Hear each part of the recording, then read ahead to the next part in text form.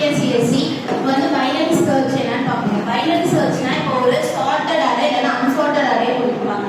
இப்போ chartered array அதோட size வந்து ஒரு n வச்சுக்கோ. சார்ட்டட் அரேயோட சைஸ் இப்போ 10 வச்சுக்கிறோம். அந்த சார்ட்டட் அரே வந்து இப்போ அதுல வந்து பைனரி சர்ச்னா ஒரு வேல்யூ கீ வேல்யூ கொடுத்துருப்பாங்க. இப்போ 1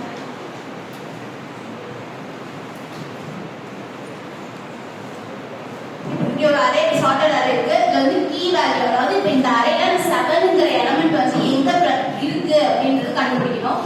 இப்போ இந்த அரே சைஸ் வந்து 8.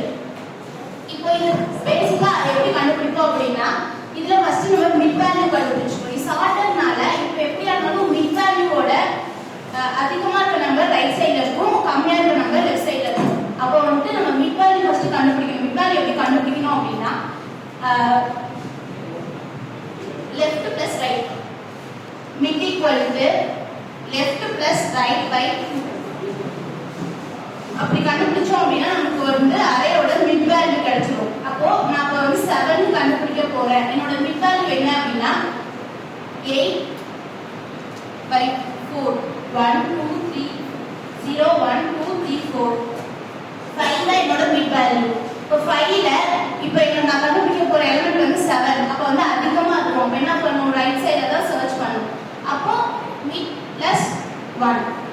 இதே என்னோட எலிமெண்ட் சப்போஸ் நான் வந்து சர்ச் பண்ணது வந்து 2ஆ இருந்துச்சு அப்படின்னா மிட் மைனஸ் 1. இதான் சும்மா பேசிக்கா வந்து பைனரி சர்ச் எப்படி கண்டுபிடிக்கிறதுக்கு அப்படி இதான் அதோட பேசிக் அல்காரிதம். மிட் வேல்யூ எப்படி கண்டுபிடிக்கணும்னா left plus right by 2. If கீ வந்து இப்போ சப்போஸ் நான் கண்டுபிடிக்கிற எலிமெண்ட் 5ஆ இருந்துச்சு அப்படின்னா என்னோட மிட் வேல்யூவும் என்னோட நான் சர்ச் பண்ற கீயும் எனக்கு வந்து சேமா இருக்கும். அப்போ அதை எனக்கு ரிட்டர்ன் பண்ணா போதும். நெக்ஸ்ட் அதான் கீ வந்து என்னோட மிட் வேல்யூவோட கம்மியா இருந்துச்சுன்னா மிட் மைனஸ் 1. இது வந்து அதிகமா இருந்துச்சுன்னா மிட் பிளஸ் 1. இப்போ வந்து சைஸ் ஆஃப் அரே வந்து என்னன்னு சொல்லுவோம். இப்போ நான் இதுக்கு வந்து டைம் காம்ப்ளெக்சிட்டி கண்டுபிடிக்கணும். சைஸ் ஆஃப் அரே என்னன்னா t ஆஃப் n. இப்போ வந்து பைனரி சர்ச் என்ன அப்படின்னா ஒரு அரே இருக்குன்னா அதை ஃபர்ஸ்ட் என்ன பண்றேன், டிவைட் பண்ணிக்கிறேன் சைஸ் ஆஃப் அரே பை 2. அப்போ வந்து t of n equal to t of n by 2. அதாவது அரே வந்து டிவைட் பண்றதுனால n by 2. இப்போ நான் அடுத்து சர்ச் பண்ண போறேன். சர்ச் பண்ணணும் அப்படின்னா இப்போ நான் 5ல சர்ச் பண்ண போறேன் அப்படின்னா ஒண்ணு அது ஈக்குவலா இருக்கணும், இல்ல அப்படின்னா அது ஏதோ ஒண்ணுல கம்மியா இருக்கணும், இல்ல அப்படின்னா தான் அதாவது எப்படியாவது கண்டிப்பா இந்த மூணுல ஒரு டைம் தான் எக்ஸிக்யூட் ஆகும். அப்போ பிளஸ் 1. இது நார்மல்.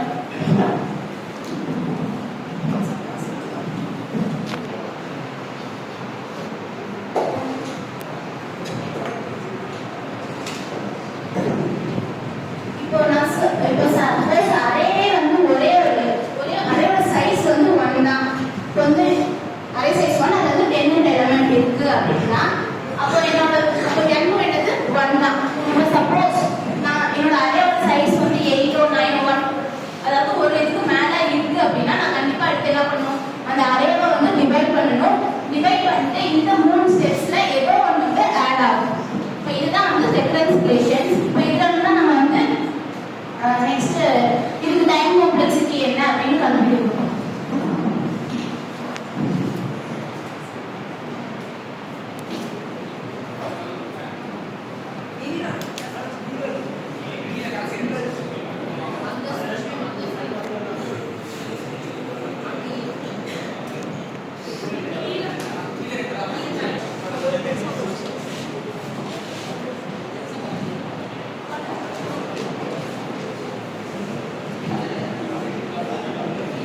நெக்ஸ்ட் வந்து நம்ம சொன்ன time complex t of n equal to t of n by 2 plus 1. Next t of n equal to இப்போ t by tn க்கு பதிலா என்ன சப்ஸ்டிட்யூட் பண்ண போறேன்னா tn by 2 plus 1. அப்போ t of இந்த டிவைடர் இருக்கு 2, இங்க வந்து tn by 2 plus 1, இங்க ஆல்ரெடி இருக்க plus 1. இப்போ எப்படி வரும்னா t of n by 4 plus 2. இது வந்து t of n.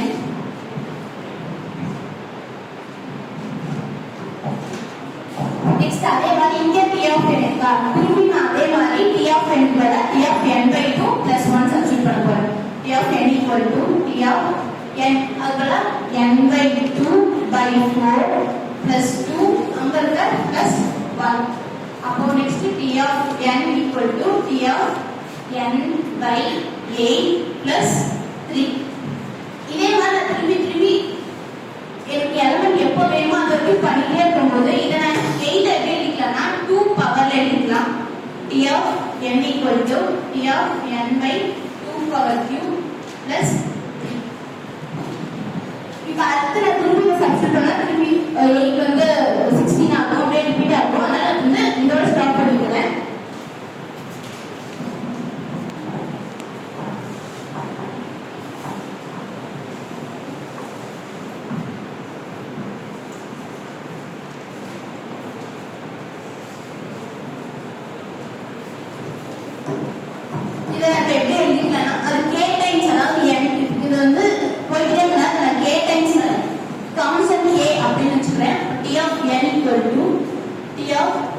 n by 2 power k plus k எனக்கு இன்னும் எனக்கு வந்து ஆட் ஆகிட்டே இருக்கும் k டைம்ஸ் அதனால k கொடுக்கிறேன் இப்போ வந்து எப்படியோ கான்ஸ்டன்ட் டைம் வந்து t of 1 ன்னு சொல்லுவோம் அதாவது இப்போ எப்படியா இருந்தாலும் சர்ச் பண்ணும்போது ஏதோ ஒன்று தான் எனக்கு ரிட்டர்ன் ஆகும் அது எலிமெண்ட் வந்து ஈக்குவலா இருக்கணும் இல்லை கம்மியா இருக்கும் இல்லை அதிகமா இருக்கும் அந்த மாதிரி தான் வந்து ஏதோ ஒன்று தான் வந்து எனக்கு வந்து ரிட்டர்ன் பண்ண போகுது ஸோ நான் இப்போ வந்து என்னோட இது வந்து எவ்வளோ தூரம் போகணும் அப்படின்னா இப்போ ஒரு அரே இருக்கு இதை நான் டிவைட் பண்ணி கடைசியில் ஒரே ஒரு அரே மட்டும் இருக்கு அப்படின்னா அது வரைக்கும் தான் இதை வந்து ரிப்பீட் ஆகிட்டே இருக்கும் so n by 2 power k வந்து எவ்வளோ டைம்ஸ் அப்படின்னா t of n by 2k எவ்வளோ டைம்ஸ்னா t of 1 எனக்கு அந்த அரேல வந்து ஒரே ஒரு எலிமெண்ட் மட்டும் ப்ரெசென்ட் ஆகிருக்கும் போது தான் எனக்கு இது வந்து ஸ்டாப் ஆகும் அதனால t of 1 அப்போ n by 2 power k equal to 1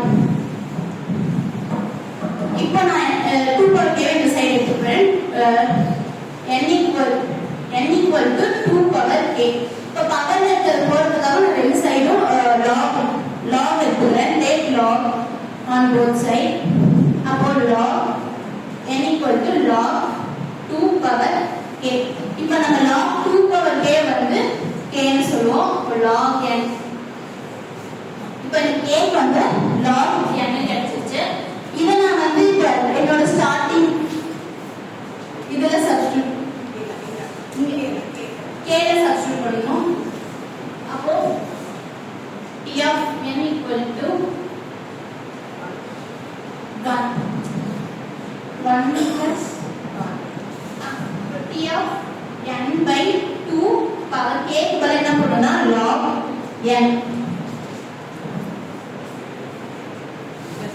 plus log n இப்போ t of n equal to t of n by 2 power log n வந்து n ன்னு சொல்லுவோம் plus log n இந்த n கேன்சல் ஆயிடும் t of n equal to t of 1 plus log n t of 1 வந்து 1 தான் so அதை விட்டுட்டு log n